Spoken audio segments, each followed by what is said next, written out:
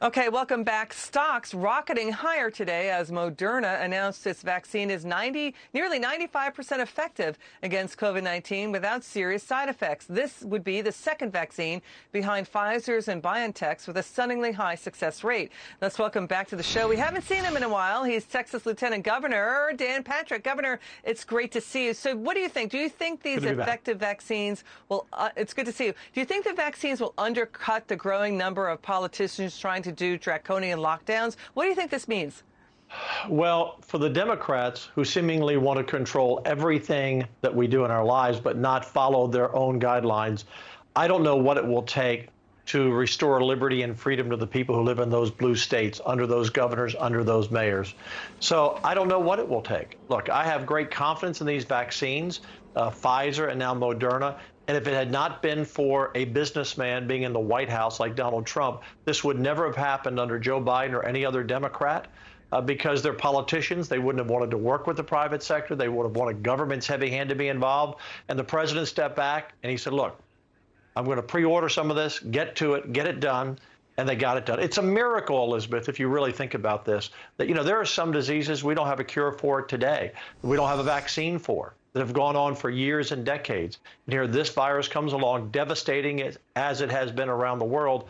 And it's very likely that within the next 3 to 4 months, most Americans will have an opportunity to have this vaccine. It won't change the Democrats' minds. Yeah. They have power now they've never had before, and they don't want to relinquish it. I hear you on that. And they're breaking their own shutdown rules. We have Nancy Pelosi organizing a dinner for incoming lawmakers indoors. But that was, they had to pull back on that because that would have violated COVID-19 shutdown rules. I mean, the governor of California went to a birthday party in Napa Valley after he said, don't do that. We had, the Chicago mayor.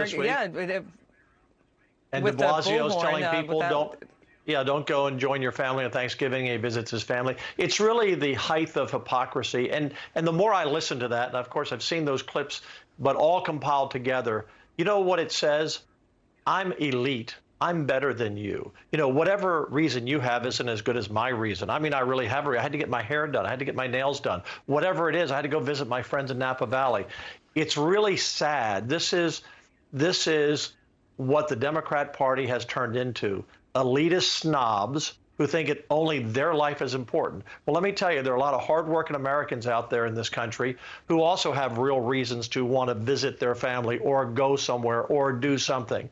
But if you're a restaurant owner like in Washington, D.C., at Harry's Place, I think is the name, they were fined $1,000 2 days in a row because I guess the pub police caught someone having a drink without their mask down. Well, if you go to a pub, it's pretty hard to keep your mask up. But they got fined 2 days in a row. 2 days in a row. Meanwhile, Mayor Bowser, she takes off, does whatever she wants. It's always an excuse by the liberals. It's always an excuse by the elite. They're better than the rest of us. So, I guess we just poor peasants will just have to, ask for crumbs, ask for bread, do anything you can for us because, we're just we don't have a life that's important. It's only you that has a. I'm so sick and tired of the Democrats telling Americans what to do and taking away our freedom and liberties. It's time for all this to end. And Texas, we're not going down that road. We're not playing those games. We hear you.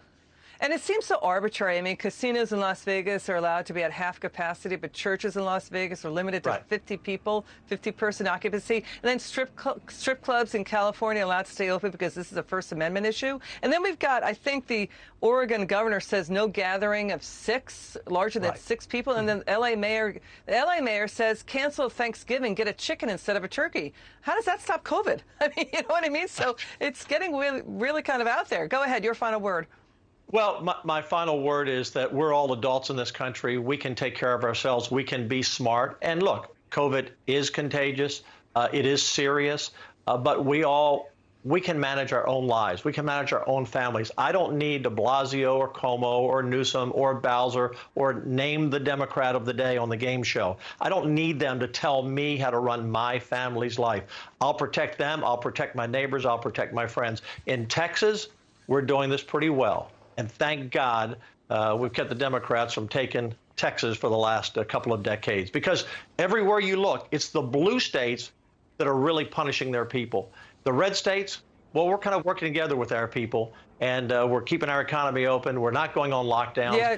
Yes, we're being smart about this virus, and we'll take care of ourselves. Thank you very much, Democrats. You got an issue in El Paso, though. Lieutenant Governor, you got an issue in El Paso, though. Final word. Well, we do. Yeah, go ahead. Well, we do. And where we do, we focus on that. We address that issue, but we're not going to lock down 254 counties in the state and 29 million people. Where you have an issue, you focus on that issue and you address it. So we've done that throughout this pandemic, and we've managed both the pandemic and opening up business as much as we can and letting people have their own freedom and liberty to make decisions for themselves. Thanks for having me. All right, Lieutenant Governor Dan Patrick, thank you so much for joining us.